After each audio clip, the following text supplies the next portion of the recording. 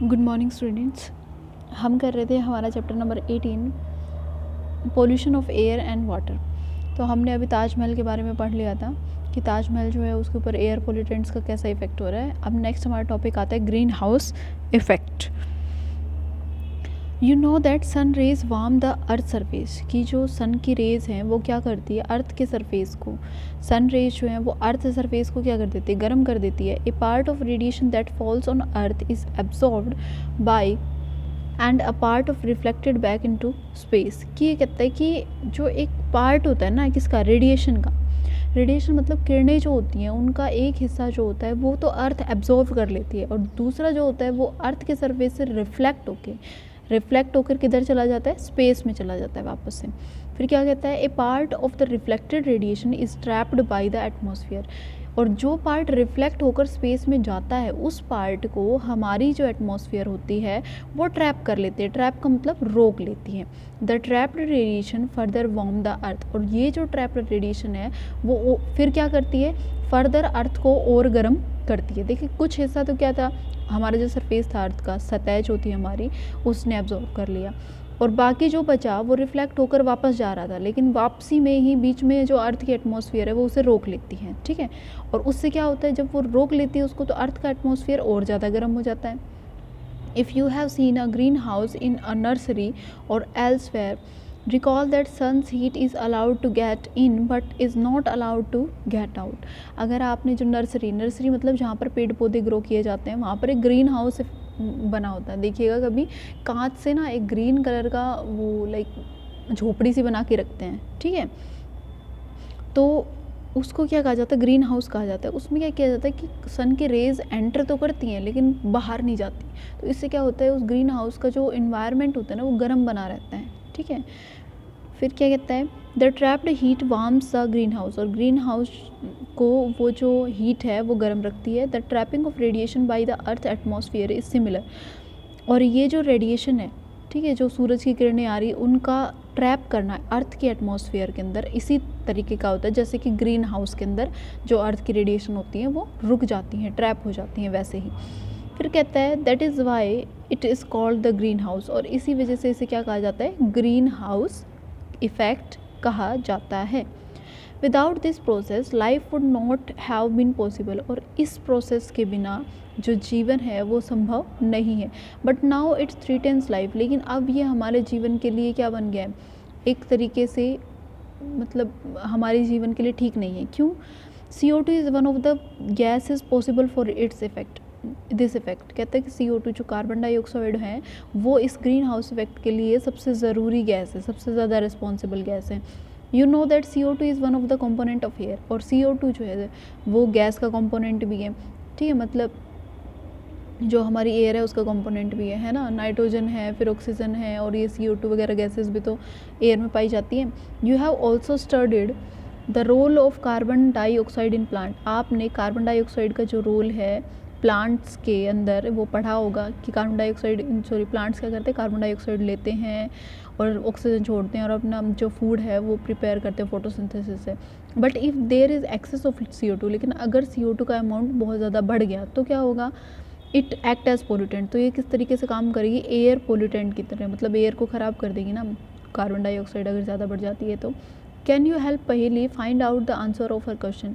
क्या आप पहेली की मदद कर सकते हैं उसके क्वेश्चन का आंसर जानने के लिए। ठीक है, देखते हैं भाई। On the other hand CO2 is continuously being released because of human activities. और CO2 जो है, कार्बन डाइऑक्साइड है, वो लगातार रिलीज़ की जा रही है, मतलब छोड़ी जा रही है। कैसे छोड़ी जा रही है भाई, हम जो भी काम करते हैं, जैसे अगर हमने कोई पॉलीथीन भी जलाई है उससे भी क्या निकल रहा है, CO2 निकल रही है। कंबशन जो होता है उससे CO2 निकलती है। On the other hand area under forest is decreasing. और जो फॉरेस्ट वाले एरिया हैं वो भी क्या हो रहे हैं, डिक्रीज़ हो रहे हैं। अगर फॉरेस्ट ही नहीं होगा, ठीक है, फॉरेस्ट अगर नहीं होगा तो अगर पेड़ ही नहीं होंगे तो CO2 एब्जॉर्व कौन करेगा, कोई नहीं करेगा, तो CO2 एटमॉस्फेयर में बनी रहेगी। Plant utilize CO2 from the atmosphere photosynthesis. Plant जो है वो CO2 लेते हैं, ठीक है, और फिर क्या करते हैं फ्रॉम द एटमॉस्फेयर से, और फिर क्या करते हैं फोटोसिंथेसिस करते हैं, thereby decreasing the amount of CO2। और इसी वजह से CO2 का अमाउंट जो है वो डिक्रीज़ करता है। लेकिन अब डिफॉरेस्टेशन हो रहा है, मतलब पेड़ तो काटे जा रहे हैं, और अगर पेड़ काटे जाएंगे तो CO2 को यूटिलाइज कौन करेगा? पेड़ ही नहीं होंगे तो CO2 लेगा कौन?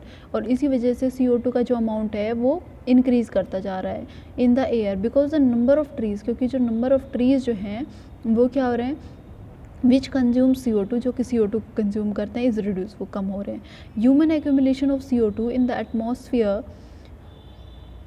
कहता है कि human activities thus contribute to the accumulation of CO2 in the atmosphere. जो ह्यूमन एक्टिविटीज़, हम जो भी क्रियाकलाप करते हैं उनकी वजह से क्या होता है, CO2 का जो अमाउंट है वो बढ़ता जा रहा है हमारे वातावरण में. CO2 traps heat and does not allow it to escape into space. CO2 जो होती है वो क्या करती है, अब देखो, अब उसी चीज़ पे आ जाते हैं, किस पे, CO2 कहाँ बनी हुई है, हमारे एटमॉस्फेयर में. अब सन की रेडिएशन आई, सन की रेडिएशन जब आएंगी ना तो कुछ तो जो अर्थ का सरफेस था उन्होंने एब्जॉर्व कर ली, और कुछ जो थी वो रिफ्लेक्ट होकर वापस कहाँ जाने लग रही थी, स्पेस में. अब एटमॉस्फेयर उसको ट्रैप कर लेगी कौन, और एटमॉस्फेयर के अंदर क्या है, CO2 है. तो CO2 क्या करेगी, उसको बाहर नहीं जाने देगी, और इससे क्या होगा, जो इन्वायरमेंट है वो बहुत ज़्यादा गर्म हो जाएगा. As a result the average temperature of earth's atmosphere is gradually increasing.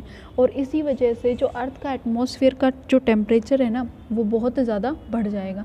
This is called global warming, और इसे क्या कहा जाता है, ग्लोबल वार्मिंग कहा जाता है. इसको ग्लोबल वार्मिंग कहा गया, ठीक है. अब इस ग्लोबल वार्मिंग से होता क्या है, देखिए, ग्लोबल वार्मिंग बढ़ी, हमारे पास क्या है, हमारी अर्थ के बहुत सारे हिस्से पे क्या है, ग्लेशियर्स हैं. ग्लेशियर्स मतलब जो पहाड़ है ना बर्फ़ के, वो अगर वो सारे बर्फ़ के पहाड़, जैसे जैसे अर्थ का टेम्परेचर बढ़ेगा तो वैसे वैसे वो जो अर्थ के पहाड़ हैं वो भी क्या करने शुरू हो जाएंगे, वो ग्लेशियर्स पिघलने शुरू हो जाएंगे. और अगर वो ग्लेशियर्स पिघल जाते हैं तो जो वहाँ पर ग्लेशियर्स के पास जो लोग रहने वाले हैं ना, वहाँ पर क्या होगा, पूरा हर जगह पानी पानी हो जाएगा, तो वो फ्लड की कंडीशन हो सकती है, ठीक है. वो चीज़ बहुत ज़्यादा डिस्ट्रॉय करेगी ह्यूमंस को. Other gases like methane, nitrous oxide and water vapour also contribute towards this effect. जो ये गैसेस हैं जैसे कि है मीथेन है, नाइट्रस ऑक्साइड है और वाटर वेपर है,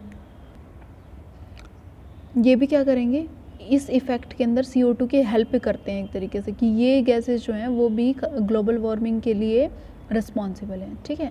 like CO2 they are also called green house gases, और CO2 की तरह इन्हें भी क्या कहा जाता है, ग्रीन हाउस गैसेज कहा जाता है. क्यों, क्योंकि ये ग्लोबल वार्मिंग के लिए रिस्पॉन्सिबल है.